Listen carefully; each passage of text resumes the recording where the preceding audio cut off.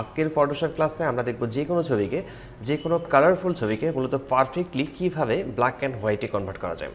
আমরা সাধারণত black and হোয়াইটে convert করতে জানি, তবে প্রফেশনাল লেভেলের যে ব্ল্যাক অ্যান্ড হোয়াইট কোথায় সেটি আসলে কীভাবে কোথায় আজকের ফটোশপ ক্লাসে আমরা দেখব। তো যে কোনো একটি কালারফুল ছবিকে রাখার পর আমরা ইমেজে ক্লিক করছি, এরপর এখান থেকে ক্যালকুলেশনস এখানে আমরা ক্লিক করব। এখানে ক্লিক করলে ছবিটি অলরেডি ব্ল্যাক অ্যান্ড হোয়াইটে হয়ে যাবে, কনভার্ট হয়ে যাবে। আমরা এখানে দেখতে পাচ্ছি চ্যানেল রেড দেওয়া আছে, আবার নিচের দিকেও চ্যানেল এখানেও রেড দেওয়া আছে, দুই দিকেই চ্যানেল রেড আছে। আমরা প্রথমের এখান থেকে আমরা এখানে করছি গ্রিন এবং নিচের চ্যানেলের রেড থেকে আমরা এখানে করছি ব্লু।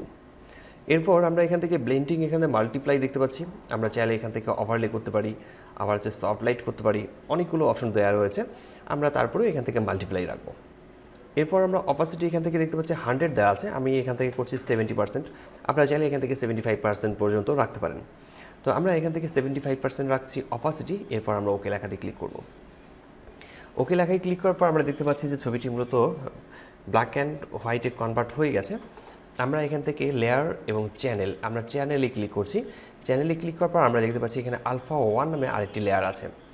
আমরা এই থাম্বনেইলটাতে ক্লিক করব। এই থাম্বনেইলটাতে ক্লিক করার পর কন্ট্রোল এ প্রেস করে সিলেক্ট করে নেব এবং কন্ট্রোল সি প্রেস করে কপি করে নিচ্ছি। এরপর আছি লেয়ারে, এরপর আমরা লেয়ারে ক্লিক করব। লেয়ারে ক্লিক করার পর আমরা এর উপর নতুন একটি ব্ল্যাঙ্ক লেয়ার নিয়ে নেব। এই নতুন ব্ল্যাঙ্ক লেয়ারটিতে কন্ট্রোল ভি প্রেস করে আমরা ওই ছবিটিকে পেস্ট করে নেব। এরপর আমরা অ্যাডজাস্টমেন্ট লেয়ারে ক্লিক করছি। অ্যাডজাস্টমেন্ট লেয়ারে ক্লিক করার পর আমরা এখান থেকে কার্ভস এখানে ক্লিক করব। কার্ভসে ক্লিক করার পর আমরা ব্যালেন্স করব, কালারটাকে ব্যালেন্স করে নিতে হবে। আমরা এখান থেকে হোয়াইট ব্যালেন্সটাকে একটু বাড়িয়ে নিচ্ছি, এখান থেকে অল্প একটু বাড়িয়ে নেব। এরপর হচ্ছে ব্ল্যাক এখান থেকে ধরে নিচের দিকে অল্প একটু নিচের দিকে নামিয়ে নেব।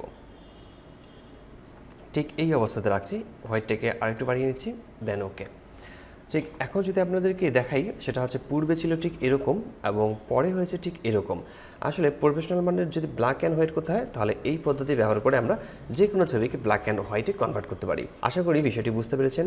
কোথাও সমস্যা হলে কমেন্ট বক্সে কমেন্ট করে জানাতে পারেন, আমি প্রতিটি কমেন্টে রিপ্লাই করি। আজকের টিউটোরিয়ালটি এখানে শেষ করছি, দেখা হচ্ছে ফটোশপের নতুন কোনো টিউটোরিয়ালে। ততক্ষণ পর্যন্ত ভালো থাকবেন, সুস্থ থাকবেন। ধন্যবাদ সবাইকে, আল্লাহ হাফেজ।